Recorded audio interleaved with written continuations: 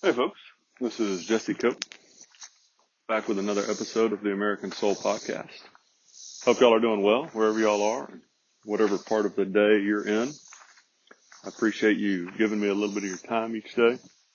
And for those of y'all that continue to share the podcast with others, tell people about it, spread the news, so to speak, I'm extremely grateful for that and humbled by it. So thank you very much. We go for one of our little walks this morning. I have two chickens, but they're heading off in another direction, and I think that's about it.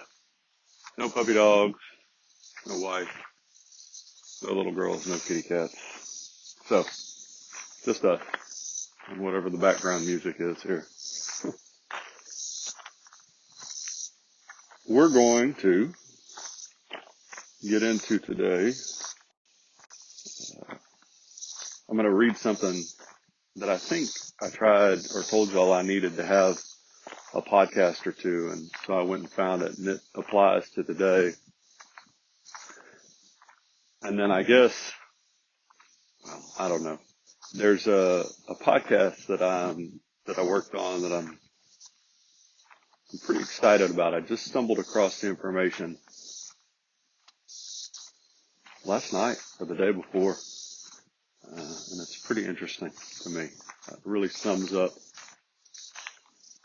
the current state of affairs, I think, in the country.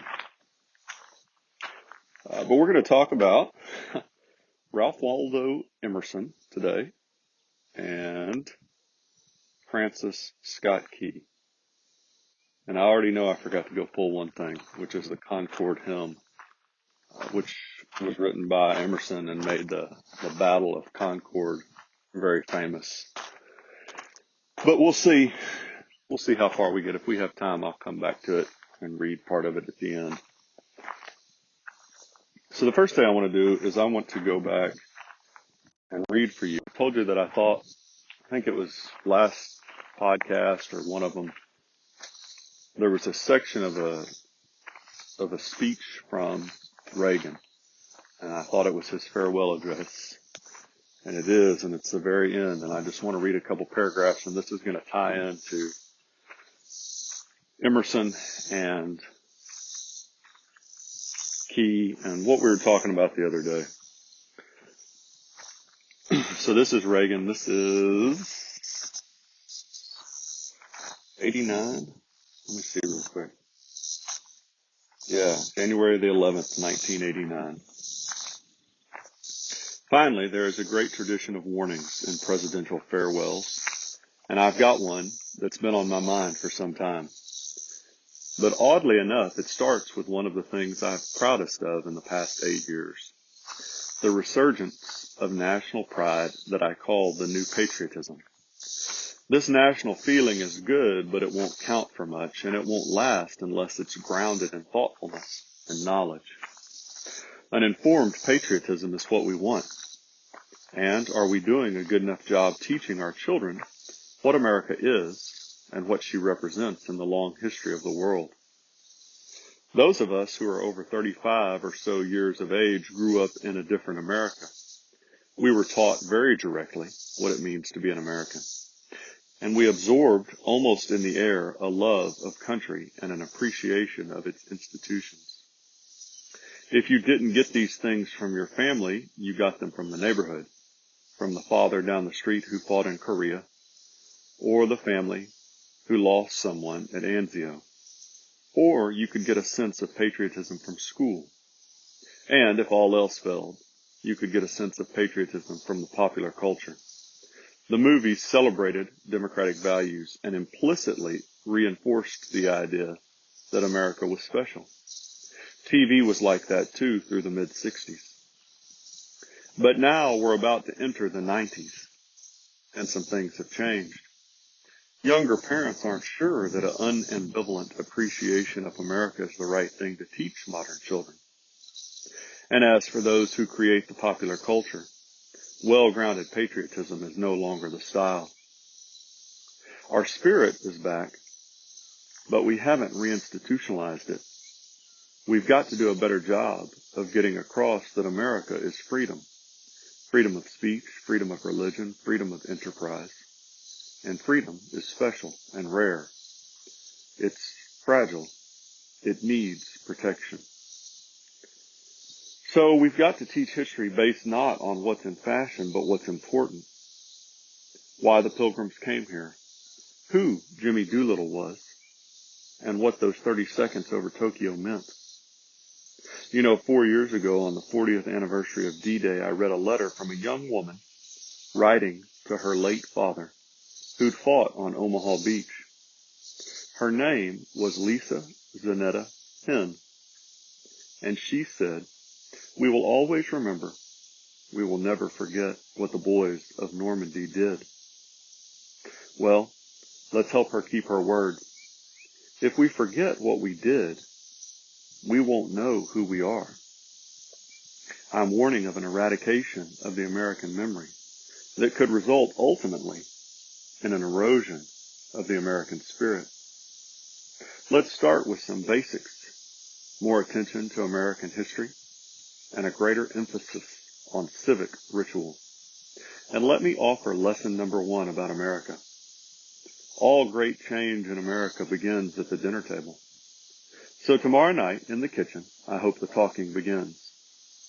And children, if your parents haven't been teaching you what it means to be an American, let them know and nail them on it. That would be a very American thing to do. So I think this all ties in pretty well, but we'll see. I'm going to read, so Emerson, if you didn't know, and then I'm going to try and tie it all together at the end, folks. American poet, as I said, who wrote the Concord Hymn in 1836 that made the Revolutionary War battle at Concord, Massachusetts pretty famous. He put the phrase in there that I'm sure most of y'all have heard. Hope most of y'all have heard. The shot heard round the world. And he said, "All I have seen has taught me to trust the Creator for all I have not seen." Francis Scott Key, an American lawyer and poet, he was on a diplomatic mission to free a popular American doctor held captive by the British flagship in Chesapeake Bay. On September the 14th, 1814, Francis Scott Key's ship was commandeered by British, and he was forced to watch as the British unmercifully bombarded the American Fort McHenry. As the smoke of the night passed and the morning light began to dawn, Key saw Old Glory still waving. So inspired was he that he penned the Star-Spangled Banner, later adding the music from the old hymn to Anacreon in Heaven. I didn't pronounce that right, sorry. Within weeks, it was being sung all over the country, and on March 3rd, 1931, by an official act of Congress, it became the national anthem of the United States. This is an excerpt out of America's God and Country Encyclopedia of Quotes, just for those of y'all that are wondering. So you're pretty familiar, obviously, with the first stanza, but we never go through all of the verses, and this is the 4th verse, and I just wanted to read it to y'all real quick. You can look it up online. It's a million places. "Oh, thus be it ever when free men shall stand between their loved home and the war's desolation. Blessed with victory and peace, may the heaven-rescued land praise the power that hath made and preserved us as a nation. Then conquer we must when our cause it is just, and this be our motto, in God is our trust. And the Star-Spangled Banner in triumph shall wave over the land of the free and the home of the brave." Key also, talking about praise for pardoning grace, he wrote this: "Lord, with glowing heart I'd praise thee for the bliss thy love bestows, for the pardoning grace that saves me, and the peace that from it flows. Help, O God, my weak endeavor, this dull soul to rapture raise. Thou must light the flame, or never can my love be warmed to praise." He also said before the Washington Society of Alexandria on February the 22nd, 1812, "The patriot who feels himself in the service of God, who acknowledges him in all his ways, has the promise of almighty direction, and will find his word in his greatest darkness, a lantern to his feet and a lamp unto his paths. He will therefore seek to establish for his country, in the eyes of the world, such a character as shall make her not unworthy of the name of a Christian nation." So how does this all tie together between Reagan and Francis Scott Key and Emerson? The point is, as Reagan was talking about, that it used to be in popular culture and education that we talked about and specifically acknowledged the greatness of America and how important America was in the history of the world. And specifically within that, we talked about God. And as Key said at the end there, the fact that we were a Christian nation. And Reagan's comment that we had started to lose that, that generation grew up, that greatest generation and even the one right after it, grew up with culture and education, family, their neighborhood, all reinforcing this idea that we were a Christian nation and how exceptional America was. And that we were losing that. He said, in that speech, if you go back to it again at the end of it, he talked about, but now we're about to enter the 90s and some things have changed. Younger parents aren't sure that an unambivalent appreciation of America is the right thing to teach modern children. And those who create popular culture, well-grounded patriotism is no longer the style. Our spirit is back, but we haven't reinstitutionalized it. I'm not sure. I don't think our spirit is even back anymore today, folks. But there's some promising glimpses of light. But we definitely have not reinstitutionalized it. And until we do that, this is not permanent in any means. We have to put God and teaching our history, our real history, not the stuff that you hear today twisted by the left so often, this revisionist history that's been sold now for decades in public education in particular, but in popular culture as well, that gets sold just constantly, even from Disney movies on up today, and movies and books and music. We have to get back to a point where not only do we put God back in schools, but he's back in culture, back in our poets, back in our writers, back in our directors, back in our singers, across the board. And the only way to do that, folks, is to get him back in our personal lives first. And then, once we do that, to get him back in our institutions, to require that that's part of our institutions, because that's the way it was set up.